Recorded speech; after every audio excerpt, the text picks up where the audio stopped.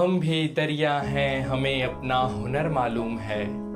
जिस तरफ भी चल पड़ेंगे रास्ता हो जाएगा। एक ऐसे ही बहती हुई दरिया की कहानी मैं आज आपको सुनाता हूँ, जो अपने सामने आने वाली सभी चट्टानों को तोड़कर उसमें से रास्ता बनाकर और उस पर बहुत उन्मुक्त होकर बहती रही। 27 जून यानी आज ही के दिन 1880 में अमेरिका के अलाबामा प्रांत के एक शहर टक्सम्बिया में एक लड़की का जन्म होता है। माता पिता उस लड़की का नाम हेलन रखते हैं। हेलन को 19 महीने की आयु में एक बीमारी होती है। जी हाँ, 19 वर्ष नहीं, केवल 19 महीने की आयु में एक बहुत भयानक बीमारी होती है, जिसके कारण वो देखने और सुनने की शक्ति हमेशा के लिए खो देती है। अब आप कल्पना कीजिए कि इस अवस्था में आप कितनी देर जी सकते हैं।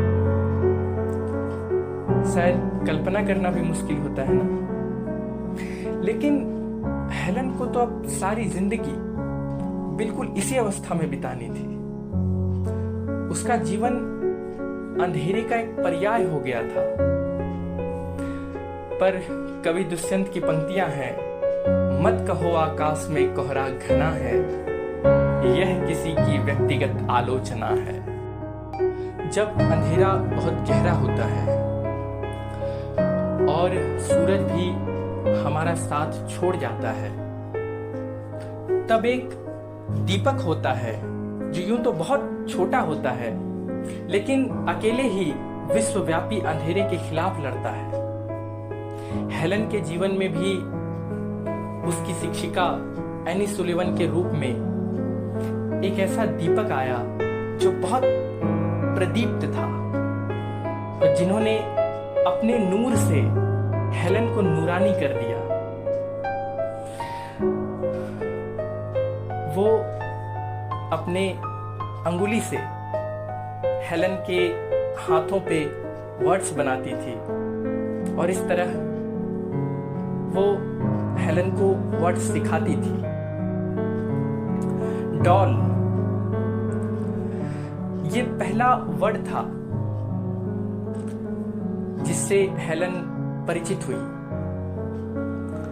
फिर 6 महीने के भीतर वो 600 से अधिक शब्द और उनके अर्थों से परिचित हुई। 1904 में हेलन ने अमेरिका के रेडक्लिफ कॉलेज से स्नातक की डिग्री प्राप्त की। कई लोग कहते हैं कि मेरे पास सुविधाएं नहीं हैं। मैं उनसे पूछता हूं कि इनसे ज्यादा भी कोई असुविधाग्रस्त हो सकता है, जो ना तो देख सकती है, ना सुन सकती है, ना बोल सकती है, ना किसी को समझ सकती है, और ना किसी को अपनी बातों को समझा सकती है। क्योंकि समझने के लिए तो हमें कानों का प्रयोग करना होगा, किसी को सुनकर समझा जाएगा। किसी को समझाने के लिए हमें बोलना पड़ेगा कि कोई समझे। मगर ये दोनों ही चीजें हेलन के पास नहीं है। और मुझे अचानक बाल कवि बैरागी जी की पंक्तियां याद आ गई।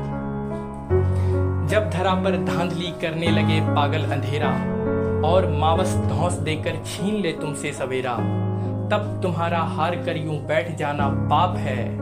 आज की इन पीढ़ियों का बस यही संताप है।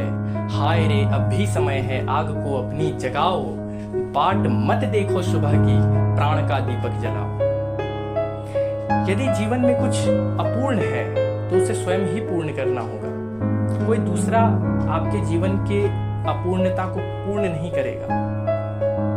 और ये हेलन समझ गई कि उसका उजाला भी उसके पास है, उसका अंधेरा भी उसी के पास है, और वो अपने अंधेरे से लड़ी और अंधेरे पे विजय प्राप्त किया। किंतु हेलन केवल इतने से ही संतुष्ट नहीं रही।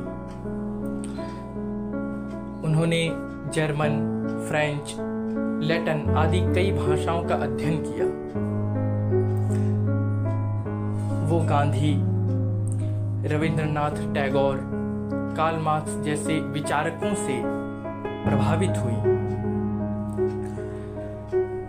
और उनके कई सारी किताबों का उन्होंने ब्रेल में ट्रांसलेशन भी किया। हेलन जीवन भर यात्रा करती रही। वो भारत भी आई और ना जाने कितने देशों में गई और दिव्यांगों के लिए, मजलूमों के लिए उन्होंने बहुत काम किए। हेलन की कहानी एक आशा की कहानी है, एक विश्वास की कहानी है, जो लड़की देख नहीं सकती, सुन नहीं सकती। और ये बात मैं बार बार इसलिए दोहरा रहा हूँ कि कई लोग भौतिकता को ही पूर्ण समझते हैं। हेलन के पास भौतिक रूप से कुछ भी नहीं था, लेकिन फिर भी उसके उत्साह में कुछ कमी नहीं थी। वो एक पॉलिटिशियन थी, वो एक राइटर थी, वो एक टीचर थी, वो एक सोशल वर्कर थी और कई सारे पुरस्कार उनके नाम थे। उन्हें 1954 में नोबेल पुरस्कार दिया गया। 1964 में अमेरिका के राष्ट्रपति द्वारा अमेरिका का सबसे बड़ा नागरिक सम्मान प्रेसिडेंशियल ऑफ फ्रीडम दिया गया। हेलन ने बहुत सारी किताबें भी लिखी। उनकी एक किताब the story of my life 1903 में प्रकाशित हुई, जो बहुत प्रसिद्ध भी हुई। बहुत अद्भुत किताब है। सभी को एक ना एक बार ये किताब अवश्य पढ़नी चाहिए। मैंने खुद भी ये किताब पढ़ी है। संघर्षों की एक अनूठी कहानी है। इस किताब में हेलन ने अपने बचपन से ग्रेजुएशन होने तक की कहानी लिखी है। हेलन की उपलब्धियां बहुत विस्तृत हैं और उनकी कहानी एक वीडियो में समाहित नहीं हो सकती। ये तो मैंने बस एक छोटा सा प्रयत्न किया था। लेकिन जब कभी आपको जीवन में निराशा होने लगे, जब कभी मन में अभाव का भाव आने लगे, जब कभी ये लगने लगे कि जीतना संभव नहीं है, अब मैं हार जाऊंगा, तब एक बार हेलन की कहानी अवश्य सुनिए। ये कहानी आपको एक नई प्रेरणा देगी। और अंत में मैं अपनी ही 4 पंक्तियों के साथ विदा लेता हूँ और ये 4 पंक्तियां हेलन केलर को ही समर्पित करता हूँ, उनकी संघर्ष भरे जीवन को समर्पित करता हूँ। रात कितनी भी घनी हो पर दिए जलते रहें, शूल से बचते रहें, हम फूल में ढलते रहें। थक के रुकना भी जो चाहें तो भी ये संभव नहीं, थक के रुकना भी जो चाहें तो भी ये संभव नहीं। मंजिलों की मांग है हम अनवरत चलते रहें, मंजिलों की मांग है हम अनवरत चलते रहें।